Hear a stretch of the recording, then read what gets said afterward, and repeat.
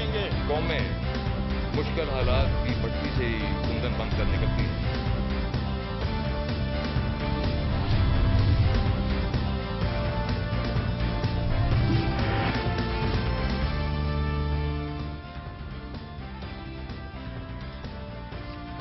NATO फौजों की रसद पाकिस्तान के रास्ते खुल जाए, अब ये हफ्तों की नहीं चंद दिनों की बात है और ये इत्तला वजीर आजम गिलानी बरतानिया को भी दे आए हैं। हुकूमत का मनपसंद चीफ इलेक्शन कमिश्नर लगा तो हंगामा हो जाएगा, हिज़्ब इख्तिलाफ पूरी तैयारी कर रही है।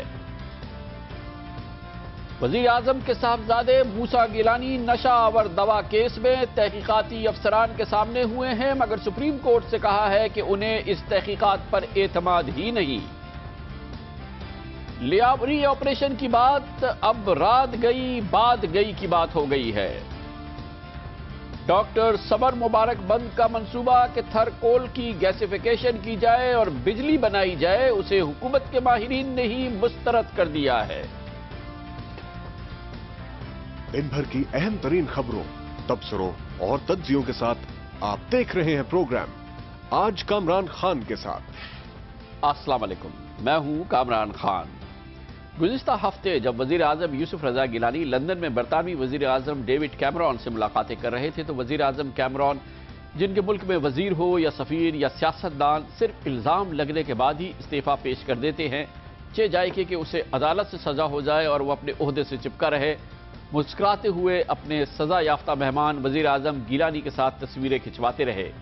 कम अज कम टेलीविजन पर तो यही तस्वीरें चलती रही, मगर गर्मजोशी के इस इजहार के बाद ही जनाब वजीर आजम यूसुफ रजा गिलानी का ये अर्जेंट पैगाम इस्लामाबाद में मौसूल हुआ कि उनकी वापसी पर मंगल को काबीना की दिफाई कमेटी का इजलास मुनक्किद किया जाएगा, जबकि अगले रोज यानी बुध को काबीना का खुसूसी इजलास होगा। मुसद्दिका और बाखबर जराए कहते हैं कि गुज़िश्ता हफ्ते डेविड कैमरॉन से लंदन में मुलाकात के दौरान गिलानी साहब ने बरतानिया को, जो कि अफगानिस्तान में नेटो अफवाज का अमरीका के बाद दूसरा बड़ा पार्टनर है, ये यकीन दहानी करा दी है कि पाकिस्तान वापसी के फौरन बाद नेटो सप्लाईज खोलने का वो ऐलान करने वाले हैं। बरतानिया और कैमरॉन के लिए गिलानी साहब को सुप्रीम कोर्ट से सजा होने के बावजूद बरतानिया का दौरा बरकरार रखने के एवज हमारे वजीर आजम की जानिब से इससे बढ़कर कोई तोहफा नहीं हो सकता था। डेविड कैमरॉन खुशी से फूल गए और इत्तला के मुताबिक उन्होंने ये खबर फौरी वाशिंगटन भी पहुंचाई। लंदन में दी जाने वाली ये यकीन दहानी वजह रही होगी कि कल इतवार होने के बावजूद एक खुफिया अमरीकी वफ़द अपने पाकिस्तानी हम मनसबों के साथ इस्लामाबाद में पूरा दिन नेटो सप्लाईज खोलने के हवाले से इंतजामात को आखिरी शक्ल देता रहा। जी हाँ, ये कल होता रहा। इसी अमरीकी वफ़द से कल इस्लामाबाद में होने वाले इंतजामी मुज़ाकरात से ये इशारा भी मिला कि अब पाकिस्तान के रास्ते अफगानिस्तान तक मगरबी अफवाज को रसद खोलना हफ्तों का नहीं, सिर्फ चंद दिनों का मामला है। नेटो सप्लाईज हफ्तों में नहीं चंद दिनों में खुल सकती हैं। इस दौरान गो के पहले से तयशुदा प्रोग्राम के तहत कल GHQ रावलपिंडी में पाकिस्तान, अमरीका और अफगानिस्तान के फौजी कायदीन का गैर मामूली इजलास भी मुनक्किद हुआ, लेकिन इस इजलास के बाद जारी की जाने वाली तस्वीर दुनिया और पाकिस्तानियों को यह पैगाम था कि अफगानिस्तान में लड़ी जाने वाली जंग में पाकिस्तान मगरबी अफवाज और अफगानिस्तान की आर्मी का शिराकतदार था और शिराकतदार रहेगा।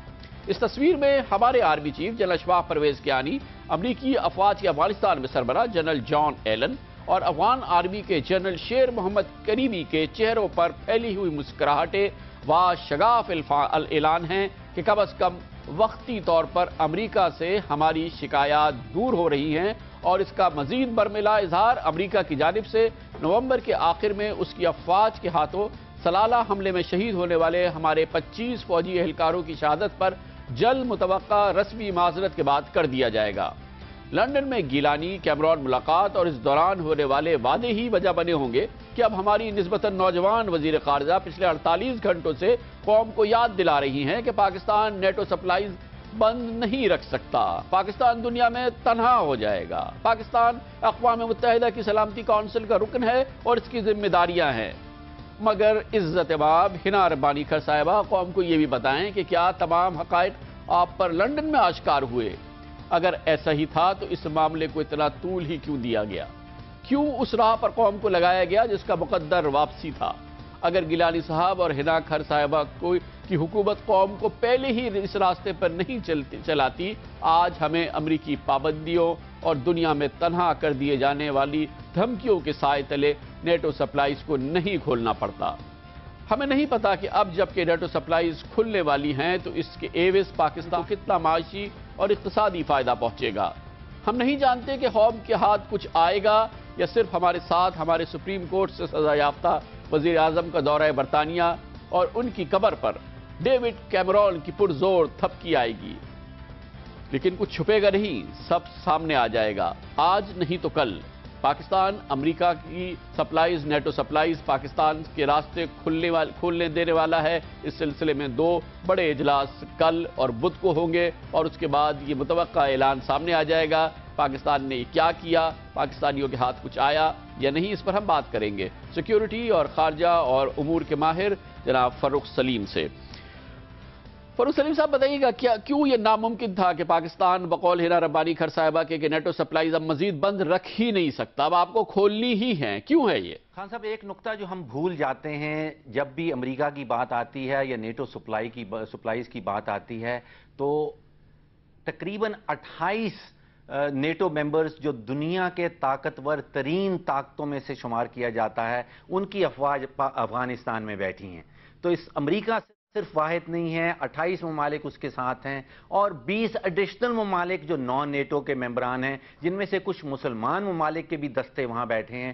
تو 48 ممالک پوری دنیا کے مل کے جن کی سپلائی جو ہے وہ پاکستان کے زمینی راستوں کے اوپر ڈیپینڈنٹ تھی، وہ ہم بند زیادہ دیر تک نہیں رکھ سکتے۔ یہ صرف امریکہ نہیں ہے، یہ 48 ملک ہیں۔ ہم سارے 48 ممالک سے ایک آئسولیشن ٹائپ کی فارمولیشن نہیں کر سکتے۔ یہ پہلی وجہ تھی، اور دوسری وجہ جو ہے وہ پاکستان کی اپنی اقتصادی کمزوری ہے۔ اگر آپ پچھلے سال کا بجٹ کھول کے دیکھیں تو 100 ارب روپے کی ایک فگر اس میں لکھی گئی ہے جو امریکہ سے آنی تھی، کوئی 413 ارب روپے ہمیں باقی مالیاتی اداروں سے ملنا تھا، اور ان پیسوں کے ملنے کے بعد ہم بجٹ بنا پائے تھے۔ اب بجٹ دوبارہ سے ہمارے سر پہ پڑا ہے، اور اس بجٹ میں آپ دیکھیے گا جب تک 100 ارب روپیہ ہم نہ امریکہ سے وصول کریں یہ بجٹ نہیں بن پائے گا۔ جب تک 450 ارب روپیہ ہمیں IMF اور ورلڈ بینک جیسے اداروں سے نہ ملے تو یہ بجٹ نہیں بن پائے گا۔ تو پہلی وجہ تو یہ ہے کہ ہم پوری دنیا سے 48 ممالک سے آئسولیشن کی ایک زندگی نہیں اختیار کر سکتے، اور دوسری وجہ یہ ہے کہ ہماری اپنی اقتصادی کمزوریاں اتنی ہیں کہ ہم اپنے اخراجات جو ہیں وہ اپنی عام کے دائرے کے اندر نہیں رکھ پائے۔ تو اس کمزوری کی وجہ سے ہمیں یہ اقدامات یہ آپ نے بالکل صحیح کہا، لیکن یہ سب کچھ تو ہمیں یہ پوزیشن لینے سے پہلے سوچنا چاہیے تھا۔ لیکن بہرحال اب جب کہ ہم نیٹو سپلائیز کھولنے جا رہے ہیں، کہ ہم اسی بات پہ یہ قوم خوش ہو جائے کہ یہ انعام ہم مغرب کے حوالے، امریکہ کے حوالے کر دیں، کیونکہ ہمارے وزیر اعظم کو سپریم کورٹ سے سزا ہونے کے فوراً بعد ہونے کے باوجود وزیر اعظم نے برطانیہ نے ان کا دورہ اپنے ملک کے لیے منسوخ نہیں کیا، ان کی میزبانی کی یا ان کی خوب تھپکی ان کو دی، اس پر ہی ہم خوش ہو جائیں، یا ہم اس سے واقعی کوئی ٹھوس اقتصادی معاشی فائدے اپنی قوم کے لیے، پاکستان کے لیے حاصل کر سکتے ہیں اس کنسیشن کو دوبارہ الاؤ کر کے یا اس سچویشن کو دوبارہ ریسٹور کر کے؟ خان صاحب، پہلی چیز تو یہ ہے کہ ہم نے وقت کا خیال نہیں رکھا، وقت بہت برباد کیا۔ جو ایک یکا ہمارے پاس تھا اس کو ہم نے دوبارہ استعمال کرنے کی کوشش کی، جس کی وجہ سے ہماری جو لیوریجنگ ہے وہ کمزور پڑ گئی۔ اب میں یہ سمجھتا ہوں کہ امریکہ کی افواج کا اخراج ہونا ہے، نیٹو کی افواج نے افغانستان سے واپس اپنے ممالک جانا ہے، اور یہ بٹوین ناؤ اینڈ 2014 کوئی 4 سے 5 لاکھ کنٹینر کا سامان اس وقت افغانستان میں پڑا ہے جو انہوں نے پچھلے 8-10 سالوں میں اکٹھا کیا ہے۔ یہ سارا سامان ایونچولی واپس جانا ہے، اور اگر وہ پاکستان کا راؤٹ استعمال نہ کریں تو ان کو تقریباً 17 سے 20 ہزار ڈالر پر کنٹینر کا خرچہ آئے گا، اور اگر وہ پاکستان کا روٹ استعمال کرتے ہیں تو وہ 7 سے 8 ہزار ڈالر آئے گا۔ تو 5 یا 6 لاکھ کنٹینرز کے اوپر وہ امریکہ کی بچت 5 سے 6 6 बिलियन डॉलर तक हो सकती है, और इसी के बेसिस के ऊपर पाकिस्तान जो है उन्हीं कंटेनर्स के ऊपर ट्रांजिट फी एडिशनल लगा सकता है, ताकि उसमें जो अमेरिका की बचत होगी उसमें से कुछ हिस्सा जो है वो पाकिस्तान में ठहर जाए।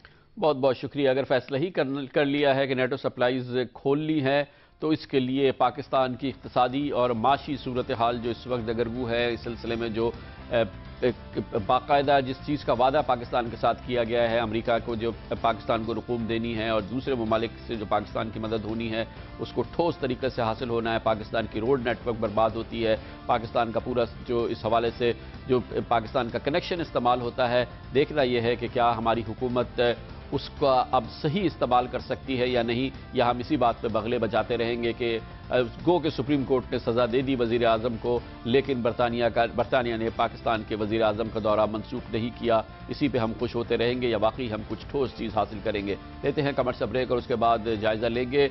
आखिरी आईनी तरमीम जो हुई उसकी बुनियादी चीज़ों में एक चीज़ ये भी शामिल थी कि चीफ इलेक्शन कमिश्नर जो होगा वो हिज़्ब इख्तलाफ और हिज़्ब इक़्तिदार दोनों की मर्ज़ी का होगा, न्यूट्रल आदमी होगा। लेकिन अब लगता यह है कि हुकूमत अपनी मर्ज़ी चलाना चाहती है, अपनी मर्ज़ी का चीफ इलेक्शन कमिश्नर लगाना चाहती है। हिज़्ब इख्तलाफ को, पाकिस्तान मुस्लिम लीग नून को ये सूरत हाल बिल्कुल काबिल कबूल नहीं लगती। हर सूरत हर हद तक जाने के लिए तैयार है पाकिस्तान मुस्लिम लीग नून, इसको रोकने के लिए। इसके बारे में आपको बताएंगे छोटे से कमर्शियल ब्रेक के बाद।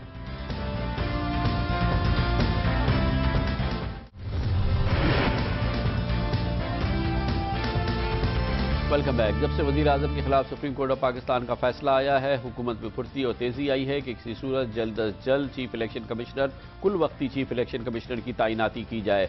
इस सिलसिले में आईन में जो रास्ता तजवीज़ किया गया है, कानून में जो रास्ता तजवीज़ किया गया है, उसमें यह बात लाजिम थी कि वज़ीर आज़म और कायदे हिज़्ब इख्तिलाफ की मशवरे से चीफ इलेक्शन कमिश्नर बनाया जाए। पाकिस्तान मुस्लिम लीग नून की पोजीशन यह है कि सुप्रीम कोर्ट ऑफ पाकिस्तान का फैसला आने के बाद वज़ीर आज़म अमलन वज़ीर आज़म नहीं रहे हैं, उनकी हैसियत को पाकिस्तान मुस्लिम लीग नून तस्लीम नहीं करती। इसी वजह से इस हवाले से वज़ीर आज़म के साथ किसी किस्म की मुशावरत का सवाल ही पैदा नहीं होता, ये कहना है पाकिस्तान मुस्लिम लीग नून का। दूसरी जानिब पाकिस्तान पीपल्स पार्टी की कोशिश है कि जल्द अज जल्द इसी आईनी और कानूनी तरीके से अपनी मंशा और अपनी मर्जी का चीफ इलेक्शन कमिश्नर की तैनाती की जाए। आज के अखबारों में इस सिलसिले में 3 नाम शाया हुए हैं, लेकिन ये नाम खास तौर पर जिस नाम का जिक्र किया गया है वो जस्टिस रिटायर्ड मुनीर शेख है, जिसके बारे में कहा गया है कि पीपल्स पार्टी की ख्वाहिश है कि वो आइंदा चीफ इलेक्शन कमिश्नर हो। इस सिलसिले में जो आईनी रास्ता है उसमें ज़रूरी है कि अगर मुसालिहत नहीं होती और एक नाम पर इत्तफाक नहीं होता कायदे हिज़्ब इख्तिलाफ और वज़ीर आज़म का, तो ये मामला पार्लिमानी कमेटी में जाएगा। आज ये मामला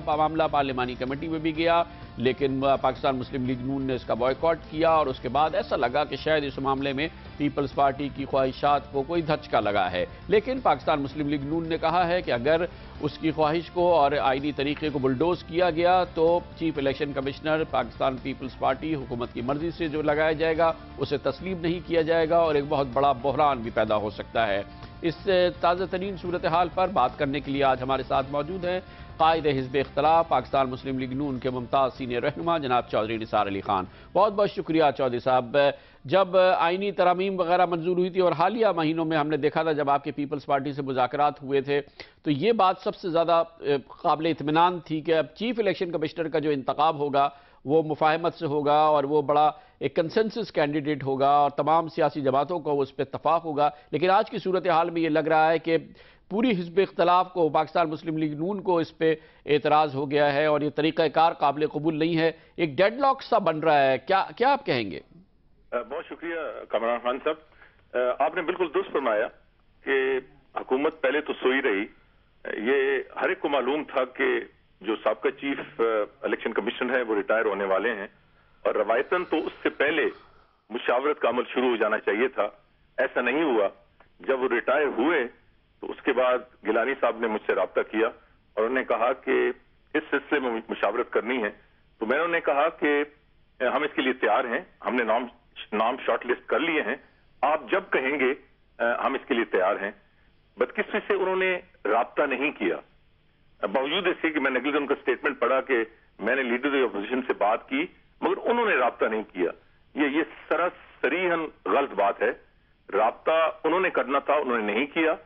जब सुप्रीम कोर्ट का फैसला आ चुका तो फिर यकीनन उन्होंने हमसे रब्ता किया, मगर उसमें हमारी जो मौक़िफ़ था, हमारा जो मौक़िफ़ था वो आपने बयान कर दिया कि एक कन्विक्टेड प्राइम मिनिस्टर से हम एक ये आईनी मुशावरत नहीं कर सकते थे। यहां तक तो बात मुशावरत की हुई। मैं एक थोड़ी सी वजाहत कर दूं कि मुस्लिम लीग नून किसी सूरत भी इस कमेटी का बॉयकॉट नहीं करेगी, क्योंकि ये पार्लियामेंट्री कमेटी है और कानून और ज़ाब्ते के मुताबिक जो नया चीफ इलेक्शन कमिश्नर है वो 2/3 की अक्सरियत से कंफर्म होगा। सो कोई सूरत ही नहीं है कि हुकूमत वक्त अपनी मर्जी का चीफ इलेक्शन कमिश्नर बना दे। यही वो जो खबर है उसके लिए और यह अमल है उनके लिए तकलीफ दे है, और इसको किसी तरीके से मार्जिनलाइज करने के लिए उन्होंने आज की मीटिंग बुलाई जो मुकम्मल तौर पे नाकाम हुई। अच्छा, आप ये बताइएगा कि क्यों आपको ये यकीन है कि हुकूमत की मर्जी नहीं चल सकेगी और कानून और आईनी हवाले से भी ये पॉसिबल नहीं है कि मनपसंद शख्स जो है वो नया चीफ इलेक्शन कमिश्नर बना दिया जाए? वो इसलिए कि वो तो सामने लिखा हुआ है ना जी सब कुछ। ये कई चीजों में तो इबाम मौजूद है, जिस इबाम का फायदा उठाते हुए ये अपनी मर्जी या मंशा का फैसला कर लेते हैं। ये तो बाकायदा हमारे जो रूल्स ऑफ बिजनेस है, जो कमिटी ने अपने रूल्स बनाए हैं, वाज़ेह है उसमें कि 2/3 अक्सरियत से होगा। सो इससे वो राह फरार इख्तियार नहीं कर सकते। अच्छा, ये फरमाइएगा कि जो इस वक्त हुकूमत के बारे में आपकी पोजीशन है और गिलानी साहब की रुखसती होनी है, इस सिलसिले में लॉन्ग मार्च का भी ऐलान किया गया और मुख्तलिफ जलसे और बड़ी तहरीक चला रही है आपकी जमात। लॉन्ग मार्च के हवाले से किसी तारीख का तयन हुआ है?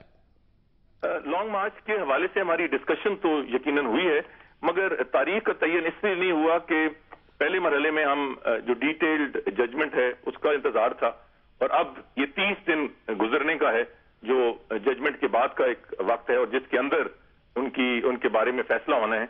मगर मुझे सिर्फ इजाजत दें, चूंकि चीफ इलेक्शन कमिश्नर का एक इंतहाई अहम मौजू है, मैं ये भी वाज़ेह कर दूं आपको कि मुस्लिम लीग नून ने 3 नाम शॉर्ट लिस्ट किए हैं। वो इंतहाई बाइज्जत नाम है, ऐसे नाम हैं जिस पे कोई उंगली नहीं उठा सकेगा, बावजूद इसके कि पंजाब में बड़े ऊंचे नाम वाले बड़े बाइज्जत साबका जज साहब इस वक्त भी मौजूद हैं। हमने ये फैसला किया है कि चूंकि किसी को गुंजाइश ना हो उंगली उठाने की, तो हमने जो शॉर्ट लिस्ट किए हैं वो तमाम के तमाम जो प्रोस्पेक्टिव कैंडिडेट्स हैं या साबका जज हैं वो छोटे सूबों से हैं और वो सीनियर तरीन जज हैं। और हमने ये भी फैसला किया है कि बावजूद इसके कि इसमें कानून में हम पे कोई कदर नहीं है, मगर मैं अपोजिशन जमातें जो ऐवान के अंदर हैं उनसे तो यकीनन उन्हें एतमाद में लूंगा, मगर जो बाहर की अपोजिशन जमातें हैं, जमात इस्लामी शामिल है, तहरीक इंसाफ शामिल है, बलोच नेशनलिस्ट पार्टीज हैं, हम सबको एतमाद में लेंगे।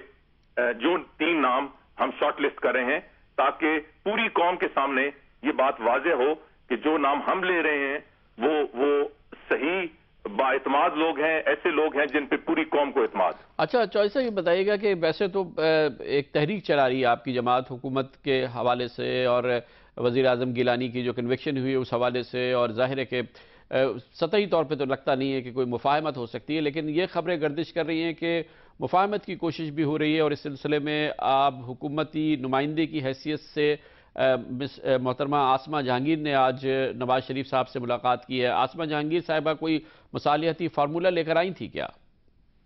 मेरा ख्याल फार्मूला तो वो नहीं लेके आई, मगर उनका एक अपनी सोच है कि कहीं इस लड़ाई में कोई और ताकत फायदा ना उठाए। वो हमेशा, जैसे आप जानते हैं, रूल ऑफ लॉ की बहुत चैंपियन रही हैं और यकीनन बहुत ही बाइसे एहतराम है।